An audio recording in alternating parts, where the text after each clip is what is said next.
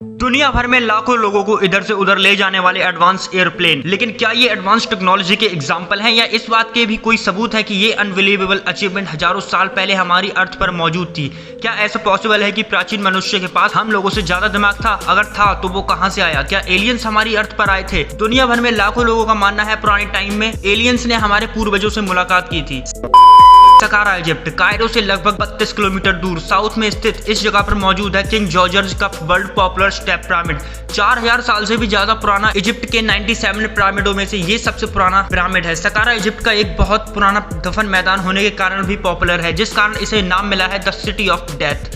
यहीं पर 1891 में फ्रेंच आर्कियोलॉजिस्ट ने एक प्राचीन मकबरे का पता लगाया था, जिसमें 3वीं शताब्दी ईसा पूर्व के एक अधिकारी पादी इमन के अवशेष दफन थे और वहां कई छोटी बड़ी चीजें मिली। उनमें से एक छोटा लकड़ी का मॉडल भी था जो किसी वर्ड की तरह दिखाई देता था। ये एक पपायरस के छोटे से कागज के पास पड़ा था जिस पर लिखा था आई वॉन्ट टू फ्लाई, जिसका मतलब होता है मैं उड़ना चाहता हूँ। उस वर्ड को बाद में कायरो के म्यूजियम में भेजा गया, जहाँ वैज्ञानिकों ने कई दूसरे वर्ड स्टैचू के साथ उसे रख दिया। इस मॉडल पर किसी का खास ध्यान नहीं गया। जब साल 1979 में इजिप्ट के वैज्ञानिक डॉक्टर खलील मसीहा उस म्यूजियम की जांच कर रहे थे तो उन्होंने देखा कि सकारा पक्षी में कुछ तो अलग बात है। पहली नजर में देखने पर यह मॉडल किसी पक्षी की तरह ही दिखता है और ये लगता है एक वर्ड की तरह है, लेकिन अगर आप ध्यान से देखें तो इस मॉडल की पूंछ थोड़ी मोटी और इसके मेन पंख छोर पर पतले हो जाते हैं। आपको इस वर्ड मॉडल के पंख किसी वर्ड की तरह नहीं लगेंगे और ये बहुत ही मॉडर्न एरोडायनेमिक डिजाइन की तरह लगता है। देखने वाली बात यह है कि पक्षियों के पास रडर नहीं होते, क्योंकि उनके एरोडायनेमिक आर्किटेक्चर के कारण उन्हें रडर की जरूरत ही नहीं पड़ती और इसलिए ऐसा माना गया कि यह मॉडल पक्षियों को रिप्रेजेंट नहीं कर रहा, बल्कि यह मॉडल तो किसी फ्लाइंग मशीन या एयरप्लेन का है।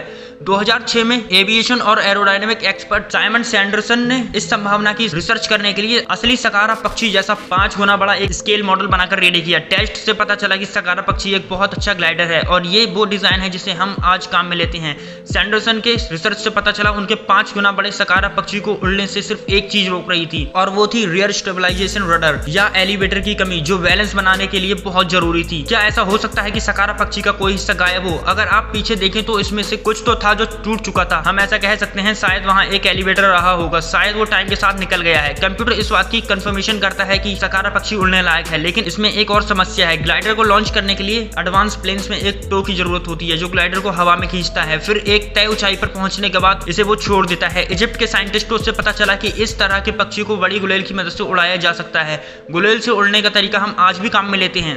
कई ग्लाइडर चलाने वाले अपने सेल क्राफ्ट को लॉन्च करने के लिए बंजी कॉर्ड सिस्टम को काम में लेते हैं। कुछ साइंटिस्टों का मानना है कि प्राचीन समय में एलियंस ने हमारी मदद की, जिससे हम अपनी लाइफ को बेहतर बना सके और हम हाई डेवलप कल्चर की ओर जा सके। बात यहीं खत्म नहीं होती। इजिप्ट से 11,556 किलोमीटर दूर कोलंबिया की मैगडेलेना नदी के किनारे खोजकर्ताओं को 1500 साल पुरानी एक कब्र मिली, जो कि पूर्व कोलंबिया सिविलाइजेशन की थी, जिसे टोलेमा कहा जाता है। इस कब्र में अंतिम संस्कार की चीजों में से सैकड़ों छोटी बड़ी 2 से 3 इंच की मूर्तियां भी थी। उनमें से कुछ मछली और छोटे कीड़ों जैसे थे। इन हजारों मूर्तियों में 1 दर्जन से ज्यादा मूर्तियां आज के मॉडर्न फाइटर जेट की तरह हैं। उनका शेप ट्रायंगल है, उनकी सीधी खड़ी टेल फिन है, स्टेबलाइजर्स है और एक एरोप्लेन का ढांचा है। उनमें किसी भी तरह से नेचर की कोई समानता नहीं है। ये चीजें सबूत हो सकती हैं आज से हजारों साल पहले हमारी अर्थ पर एलियन आए थे। इन मॉडल पर सही से देखने पर इस पर मॉडर्न एयरप्लेन की तरह विंग दिखाई देते हैं। अगर आप इसे स्पेस शटल से कंपेयर करेंगे तो आप देखेंगे कि विंग्स का basic shape high speed aerodynamic shape space shuttle से काफी मिलता है। दुनिया में ऐसा कोई भी कीड़ा नहीं जिसके पंख नीचे की साइड हो। अगर हम अपनी सोच से ये निकाल दें कि ये कोई कीड़ा है तो एक ही चीज बचती है और वो ये है कि ये दिखता है एक एरोप्लेन जैसा।